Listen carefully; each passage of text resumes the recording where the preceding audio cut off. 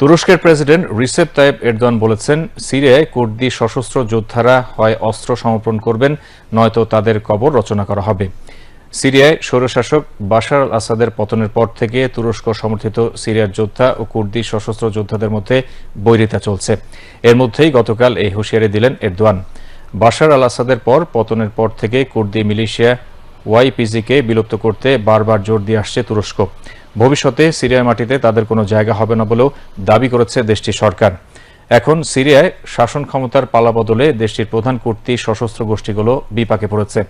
Erdogan আরও বলেন, যে সন্ত্রাসী সংগঠন আমাদের ও আমাদের কুর্দি ভাইদের মধ্যে রক্তের প্রাচীর তৈরির চেষ্টা করছে, আমরা সে সংগঠনকে নির্মূল করব। ওয়াইপিজি মিলিশিয়াকে যুক্তরাষ্ট্রের মদতপুষ্ট সিরিয়ান ডেমোক্রেটিক ফোর্সেসের প্রধান অংশ ও নিষিদ্ধ মিলিশিয়া গোষ্ঠী কুর্দি ওয়ার্কার্স পার্টির বর্ধিত রূপ হিসেবে বিবেচনা করে তুরস্ক। পিকেকে 1984 সাল থেকে তুরস্কের বিরুদ্ধে বিদ্রোহ করে আসছে।